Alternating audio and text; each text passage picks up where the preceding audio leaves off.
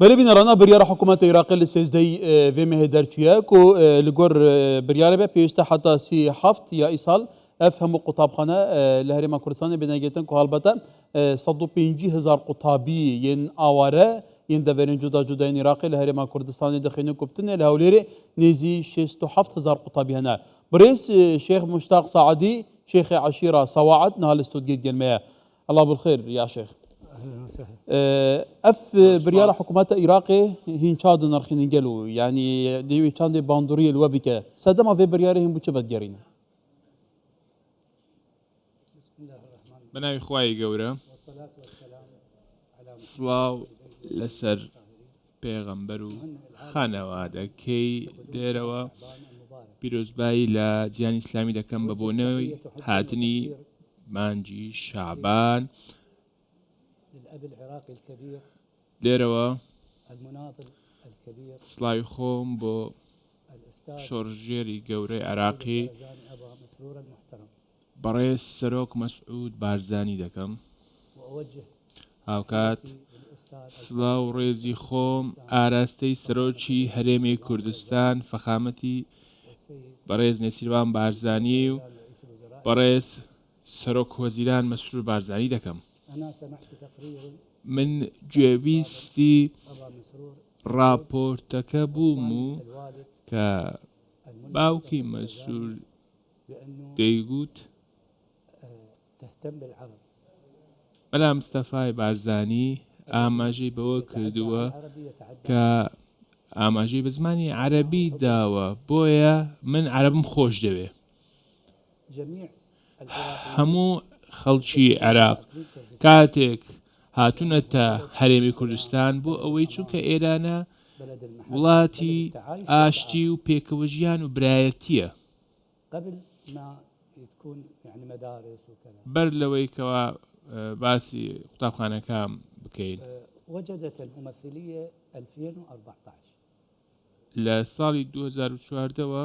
نوێنرایەتی هەیە. الممثلية ووزارة نوێنرایەتی و هاوکات وەزارەتی کۆچ و کۆچبەران هەر لەو بەروارانەدەیە. الممثلية فيها نوێنرایەتی بێگومان وفيها الموظف مامۆستا و قوتابی و الكوادر التدريسية. کارمەندی تایبەت بە پەروەردەی هەیە. يوجد هاوکات عراقيين يعني من جميع المحافظات خەڵکی عێراقی لە ساڵی 2014ەوە لە پارێزگاکانی خۆیان بوون و بەڵام دواتر ساڵی 2014 هاتوون بۆیە جیاوازیان تدایە هەندێکیان هەر دانیشتون و هەندێکیان پەنابەرن هاوارە بوون و هاتوونەتە ئەو ناوچەرە بۆیە جیاوازی ئەکەی لەم بارەیەوە. وزارة الهجرة وەزارەتی کۆچبەران يقولون كاتك- المخيمات کاتێک باسی داخستنی کەمپەکان دەکات بێگومان ئەمە شتێکی باشە ئێمە ئێستا وڵاتێکین کێشە و لكن يجب أن جەنگمان تتوفر البنية نییە بەڵام پێویستە ژێرخانێکی باشیان بۆ دابین بکرێت. وزيرة الهجرة ايش قد صار لها وەزیری کۆچ و البته کۆچبەران چەند ساڵە لە چەند ساڵە كنت اقول وەزیرە الشيخ او بله. او كلام بحث هندي بكين في اواره كس حسناك بن شادرا و فيرا وشا بريشان دافجيت اگر دوران هبيت افا بونا وگرن اف بله خلق بله. بونا بله وگرن بله چی بله. پیسته بو بیت کرن ان مشکلتان يسركي دورتان چنه اها بله. المناطق ئەو ناوچانەی کەوا ژێرخانیان نییە بۆ نمونە خانووەکەی هەندێکیان خانوویان تێک چووە و ناتوانن لی دابنیشن بۆیە حکوومەت دەبێت بە تایبەتیش وەزارەتی کۆچ و کۆچبەران شوێنی حەوانەوەیان بۆ دابین بکات بۆی بگەڕێنەوە سەرماڵ و حاڵی خۆیان هیچ کەسێک نایەوێ ئاوارە بێ حتى بێگومان. ترسابان هي ترسابان اواران هي هبونا هند جروبين تشكدار بنابو نشان جدا كو بعقلك طائفه جريه تعامل ديالوان كان يعني حكومات العراق بي هيج برهف كاريه كي بوان همو برسام كد داخزه وجريا نوات كد قالوا يعني هذا من احاد الجانب. ئەمە یەکێکە لەو ڕۆیکەوە هەیە ئێستا بابەتە نێوان وەزارەتی پەروەردە و بابەتەکانی تایبەت بە وەزارەتی کۆچبەران جیاوازە خۆ هەر پێویستە هەموو وەزارەتەکانی دیکەش ئاماژە بێنێ ئێمە چەندین نوێنەرایەتیمان هەیە لە هەرێمی کوردستان باشە بۆ تەنیا وەزارەتی پەروەردە تۆمەتبار دەکرێت بۆ نازانم بەڕاستی 150,000 قوتابیە دوێ خاندنی بەرکردن لە هەرێما کوردستانê ji aliyê wezareta perwerde Iraqê زیاترە لەو ژمارەیە زیاتر لەو ژمارەیە قوتابیەکی زۆر لەگەڵ خانەوادەکانی خۆیان ئەم قوتابیانە قوتابی زانکۆ و قوتابی سەرەتایی و هیکرێ فەرمانبەران هەمویان هەر لە هەرێمی کوردستانن سیر کە ئێرە وڵاتێکی ئارامە هەولێر بە هەمان شێوە هەروایە ناکرێت خۆ پێی بڵێیت بڕۆ لەسەر شەقامەکان بمێنەوە ئەف بڕیارە بێگومانە کرجارێکە دژی تاکیدی سەر هەندێک بکەن ji ber ku ve pirsekê giring e ev biryara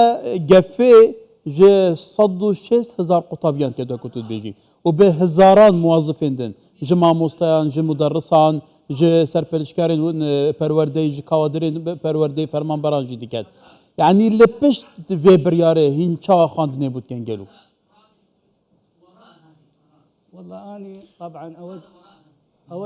بەڵێ لێرەوە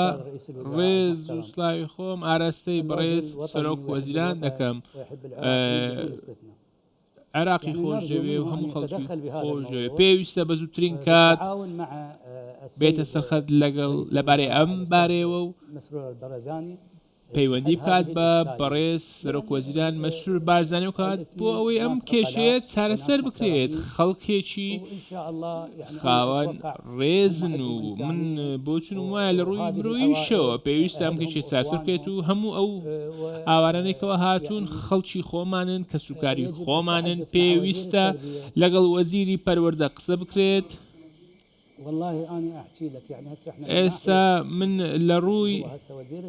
ئێستا وەزیری پەروەردە نەهاتووە پێویستە لە هەولێر سێری کەرەبانەکان بکات و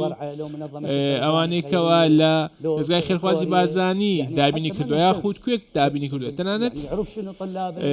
خۆ دەزانین کە چیرۆکی ئەم قوتابیانە چۆنە و دۆخیان چۆنە پێویستە ئاراستەیەکی حکومی و خەڵک هەبێت و ئەم ئاراستە هەبێت بۆ ئەوەی ئەم کێشەیە کۆتای بێت و بە شێوەیەکی ئاشتیانە چارەسەر بکرێت لەگەڵ بە هەماهەنگی لەگەڵ حکوومەتی هەرێمی کوردستان لەگەڵ وەکێتە گوتی حتا ژاریە وەزارەتە کوچ و کوچبەرێن عێراقی بە ئالیکاریە ڤان ئاواران ناوا کەمپاندان بتاوەیەکە نایەتەکردن ڕێکخراوی نێودەوڵەتیژە ئالیکاری سەر قوتکردنەبتنە ڕێکخراوە خێرخوازیە بارزانی ئالیکاریەوان دکات ئیدارە کەمپان دکات کەواتە هەوڵێن وە بوداهاتی دێچە بنگەل و ینی وەکو کەس هاتین دیار ji bo ka ev biryara bêhete betal kirin بێگومان وەزیری کۆچ و کۆچبەرانی عێراق ئاماژەی بۆ دەکرد کە ئاماژە بۆ دەکات کە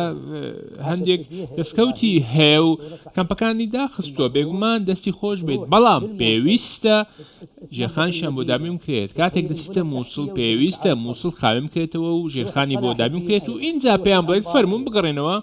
ناوچەکانی خۆتان نەک تەنیا لە مووسڵ لە هەموو ناوچەکانی دیکە لە ئەنبار لە پارگەکانی دیکە بۆیە تەنیا بە پێدانی ملیۆن دینارێک ئەم کێشەیە چارەسەر ناکرێت جلکە پێداویستی ڕۆژانەیە بۆیە وەزارەتی کۆچ و کۆچبەران لە سەرەتی بزانێت لە گوزەرانی خەڵک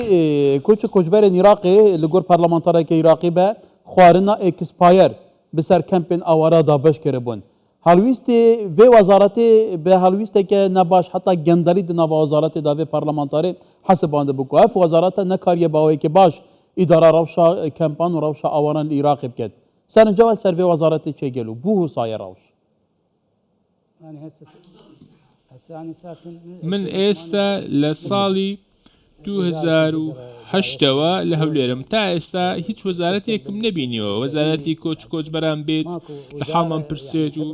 بەدووادا چوون بکات ئەم وەزارەتە تەنیا وەکو حبرێکە لەسەر وەرەقەیەک وەڕاستی هیچ سودێکیان نییە وەزارەتێکە هیچ سودێکی نییە تەنیا کۆمەڵێک فەرمانبەری هەیە و بەڕێز مشتاق سعادی شيخي عشيرة سواعات الاستوديو شكرا جزيلا يا شيخ شكرا أشكركم شكرا أوجه التحية لكم مرة ثانية.